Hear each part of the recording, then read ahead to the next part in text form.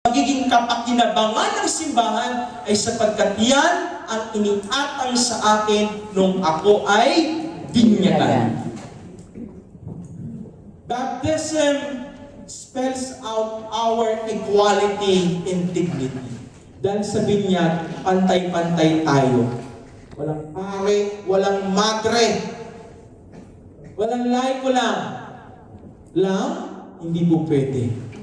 Lahat tayo binyagan sa harap ng Panginoon. Alam niyo, mayroong kwento tungkol kay Charlemagne, yung the great Roman Emperor, around the year 1000 AD. Siya ay inilibing doon sa Aachen Cathedral. Kasi emperador eh. Meron silang seremonya.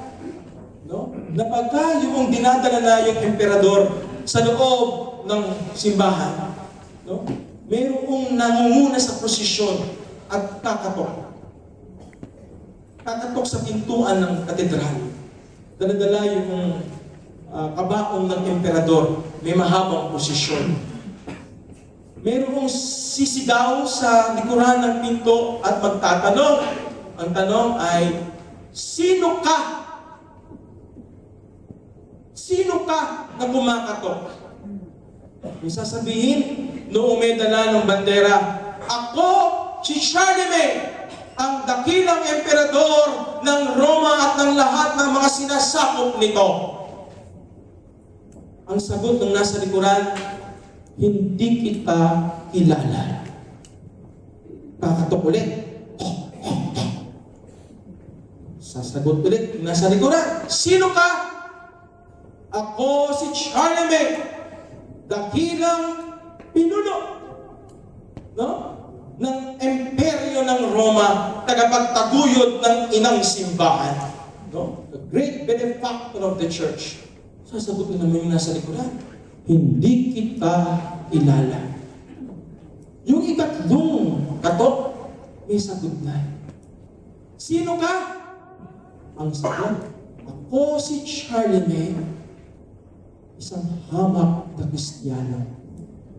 Ang sagot, ilala kita.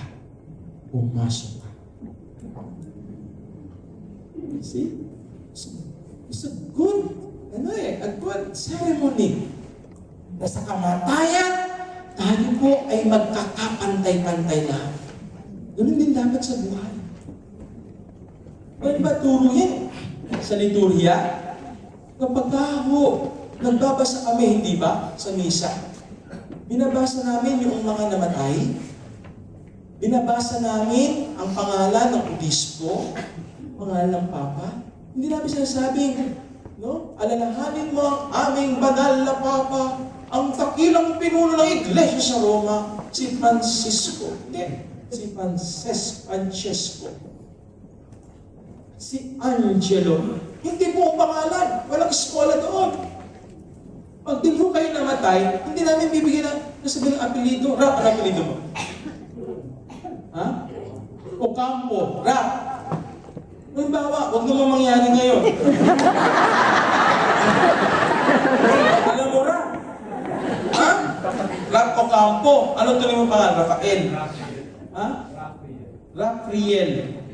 Hirap naman niya. Tingnan lang yun. Rafael Ocampo. Kunyari lang, ano mo mangyari? Rafael. Sabihin ng mama at papa mo, si Rafael po kasi yan. Kainin ng kape ni Nervous. Nakasakit sa puso, tumumba na lang po. Wala na gawin, magpapamisa po kami sa kanya. Alam mo, pagka nilalakas ang misa, hindi namin sasabihin, Rafael Ocampo, ang kapatid namin pumanaw sa araw. Rafael Ocampo. O yung Rafael na, pagka binibisyon lang kita, umitay mo ba? Sabi, paalam, Rafael, kapatid namin pumanaw. Kapasapiling ka lang ng buong may kapal. Ang pagpapala ng Diyos ay baunin, Ama, Anak, Espiritu Santo. Rafael, sa langit makikita muli tayo.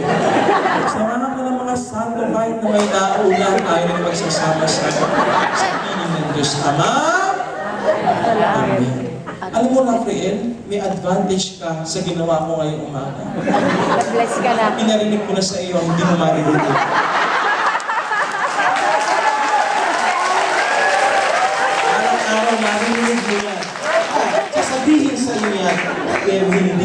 Marilyn.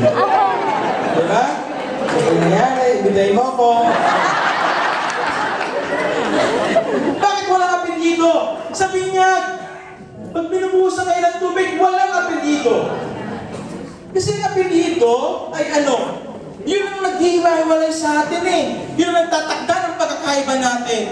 Dahil sa apelyido, di ba? Ay, pamilya ng mga Sigo, Bunguian, Ayala, Alabang. Gusto nyo na? Pamilya ng Buendia, pamilya ng mga, di ba? Mga Ocampo, mga galing yan. Dahil sa apelyido, para bang nasusukat mo na ang pagkatao. Di ba? Eh ba sinabi, siya po ay si Rafael Garganta. Garganta na yan. Di ba sisinuhin mo na? Yung apelyido, wala naman talaga apelyido tayo ng araw eh. Mga ninuno natin, walang apelyido. Kaya nang nagkaroon ng apelyido dahil yung mga Kastila, no? Noong yung tinatawag na Code of Claveria,